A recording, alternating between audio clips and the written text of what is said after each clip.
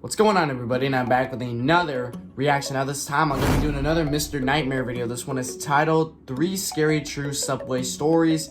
It's been a little bit since I reacted to a Mr. Nightmare video, and I saw this video in the recommendation. I was like, you know what, I'll give this one a react. So anyways, I'm just going to get right into this and stop talking. So yeah, here we go. Oh shit. 3 True Scary Subway Stories. Alright, here we go. Let's get into some freaky shit. Number 3. My dad has been an MTA Transit subway station manager for 35 years. With this job, there has to be a manager on duty at all times, so he's practically done every single possible shift throughout his career. That means he's done his fair Hey look, there's Black Ops 2 on those poles. Well, that's cool. share of night shifts. Most trains were completely empty throughout the night. He said it was the only nice part about doing the night shift. He has a series of funny and weird night shift stories to tell, but there's one downright horrifying one. My dad had just boarded the train to move to his office at another station. He was alone when he got on, which was at about 3 in the morning. At the next station, someone boarded. My dad describes him as a white, tall and skinny man wearing a heavy jacket and beanie. He shot my dad a quick glance before sitting in the furthest corner away from him. My dad said that he felt uncomfortable as the guy kept looking up at him every so often. When my dad's stop came, he got off, as well as the other man. He walked to his office door, unlocked it, and looked behind him. The man in the jacket was pacing around only about 50 feet away. My dad stepped into his office, shut the door, locked it, and sat at his desk. 5 minutes later, someone started to try and turn the doorknob.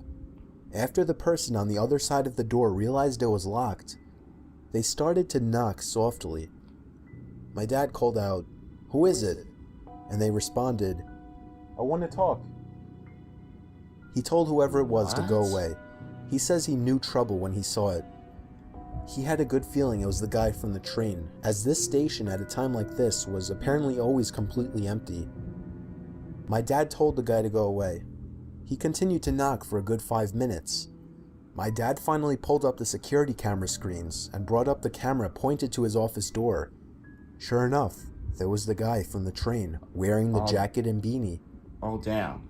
Coincidentally, as soon as my dad brought up the camera, the man walked away. So my dad did whatever his work consisted of for about half an hour in that office. Before leaving to catch the next train, he checked the camera to make sure that the weird guy wasn't out there. He locked up and walked down the stairs to the train platform, where he got on the train right away. Looking out the Honestly, I would not want to get a job that requires me working at night because one, I'm not the type of person that stays up all night. I just normally sleep till I wake up in the morning. But secondly, I get easily scared at night, especially when I'm alone. I never know what I could see. I don't know. I mean, it might be cool being a security guard, but at the same time, I'd rather be safe and work during the day, not have to worry about anything. Because, like, a job like this, it can be pretty freaky. So, yeah. window, he saw the guy from before walking down the stairs to the platform, and then stepping on the train into the same car as my dad. What? He sat down on the opposite side, a few seats to the right. My dad tried to look away and pretend not to notice him, but he knew the guy was staring at him. He at one point gave in and stared back, giving a slight nod and smile in some sort of truce attempt before looking away again. The man stared at my dad the whole ride to the next station, but my dad never looked back at him once after the first time. Now you may be asking, why didn't he try to forcibly get the guy to back off? Well, despite my dad's intimidating size, he's always been a complete teddy bear, no bark and no bite. Plus, he says he feared that guy was armed, and that one small motion could lead to death. When the train stopped at the station, my dad practically ran all the way back up to the streets, constantly glancing over his shoulder, and yes, the man from the train was following him. What? My dad had to find the first public building still open to try and escape. He found a Wendy's that was open and stepped inside. He sat and watched as the guy following him walked up to the window, stopped, and stared my dad down through the glass for about 10 seconds before turning around and walking across the street and then down the sidewalks. What is My with dad this said he dude? ate, waited a little longer, then left the Wendy's to get to his third and final station for the night. The scariest part, when my dad was in his third office, as he was checking the security cameras out of the paranoia of the situation, he caught the guy from the train pacing around the outside, only about What? 30 feet from his office. He then stopped, looked up at the camera, and according to my dad, literally froze and stared for no less than a minute. When he finally lowered his head, he walked away out of the station to never be seen by my dad again. My What dad the- doesn't know if he was followed after leaving the Wendy's, but that would only make sense. The guy was clearly disturbed, possibly homeless and or dangerous, and who knows what he actually wanted with my dad. Number Hell 2. no. Hell no. Me and my 3 friends were in New York around Christmas time. We didn't finally decide to leave until about maybe 2 in the morning. We got on the first train that we could catch, and as expected, it was empty. We were pretty sobered up by then. Then there was a sudden commotion in the next car over. We had peeked through the glass in between the cars, and there were 2 hooded men, or maybe teenagers, standing obnoxiously close to a woman sitting in one of the seats who was screaming for help. Oh, I suggested that we go over and kick their asses, but as me and a buddy got a closer look, we saw they were armed with handguns. I pushed all my friends to get to the next car over, away from the armed men. I took a look back and saw one of the men pointing at us before starting to follow. We ran through at least 3 different cars with the men following us before the train finally stopped at the next station. We all booked it through the old station to the nearest place we could hide. I got separated from my friends, so I went to hide behind a garbage can. I could hear my chaser's shoes hitting the tiled floors, so I knew I had no time to find a better hiding spot. I peeked through the opening at the top of the bin. I could get a better look at them now. One was black, the other was Indian, and they were both really young looking. I was sure they were only trying to rob us, until I heard one of them say, "If you find them, kill them." I hope you understand why I almost gave away my position in reaction to hearing this. With a gasp and almost pulling the garbage bin down with me as I returned to cover, I consider it a miracle neither of them caught me. They left the area. I took notice that they didn't have their guns drawn at that moment. I ran in the opposite direction of the 2 and quickly caught my friends who were waving me over from behind a large pole. I took cover with them behind another pole not far from that one, and we waited for as long as we thought necessary. The big shock to this story, though, was when we caught a glimpse of the woman from the train, who we thought was being threatened by the 2 men, walking over in the direction of the men and then calling something along the lines of, "Where are they? Don't tell me you didn't get them." The 2 men reappeared from beyond a corner, walking over to the woman. The rest of what they said was too low to pick up on. They walked back down the stairs to the platforms, and as we could guess, waited for another train to run their trap again. At the very least, we called the police and reported what was going on, but I have no idea if they were ever caught. Number 1. Damn.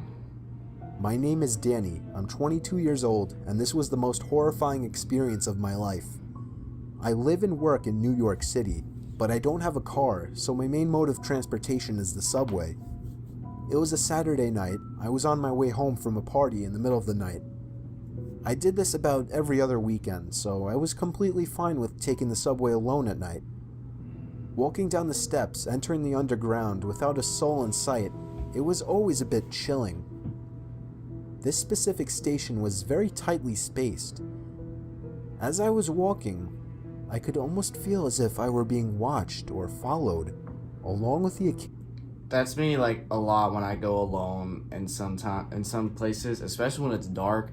I always feel like I'm being watched or followed. So like anytime I go outside and it's like dark, I always look over my shoulders, look all around, making sure there's like nobody staring at me, following me, and all that. I do that like almost every morning I go to school. Every morning I go to school, go outside, go to the bus stop. I always look around my surroundings because I never know who could be following me, who is watching me, all that. That's me. I'm just that paranoid of a person when it comes to just me being by myself at night or in the morning when it's dark. Occasional echoing bang type sound emitting from an unknown location. I was early for the train, so I sat on a bench and waited. This is something straight out of a horror movie. I heard this exact phrase. Psst, over here, buddy.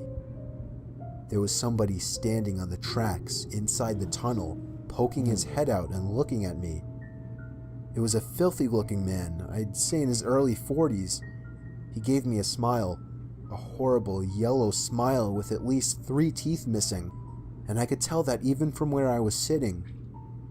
I did the best I could to pay no attention to him, but he wouldn't go away. There was laughing coming from inside the tunnel, and then another disgusting looking man stuck his face out as well.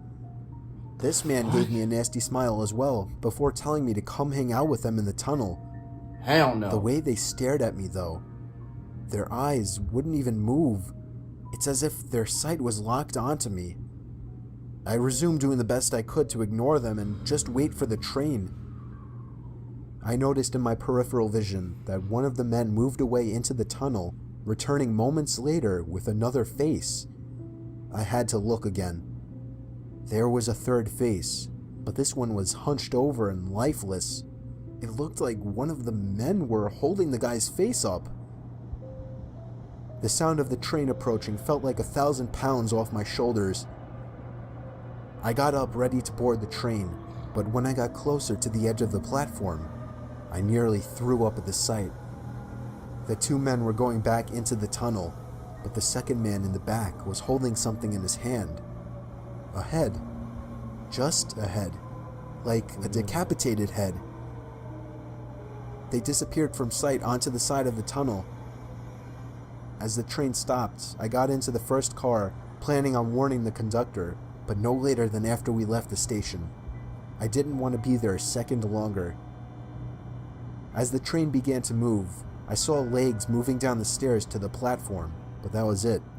I didn't get to see who it was, but what I did get to see, as the train moved into the tunnels, I caught a glimpse of a group of men, hunched up against the railing, inches away from the train window, and they were all looking right at me. I knocked on the conductor's door like a madman, screaming it was an emergency. He opened up and I explained what I just saw. He radioed to somebody in charge of the station, as well as another higher-up of the company, who I'm sure took care of it, or contacted the proper authorities or security, whatever. It seemed to take ages for my stop to come, but when it did, I practically had to hop in my walk from relief. I have since been to one party at the same friend's house, but I skipped that station. I decided it was worth it to take the extra long walk to the next station. I don't know if weird shit happens often in the subway at night. In my experience prior to this incident, it never did. But after this experience, I think I should say you should be extremely cautious when in an isolated place like a subway station late at night. Yeah, honestly. Is that it? I think that's it. Oh, well, I don't normally use subways. We don't have subways where I live. So I don't normally worry about like going on subways and all that. But I would never want to go by myself at night. I would definitely never want to go by myself because I'm always worried that there's people watching me, there's people following me, people could kill me. I'm always that paranoid of a person, so yeah, if you're always by yourself at night, just watch yourself out there. But anyways, guys, if you enjoyed this video, be sure to give this video a like and subscribe, and I'll catch you guys later in the next one whenever I start doing that. So take care.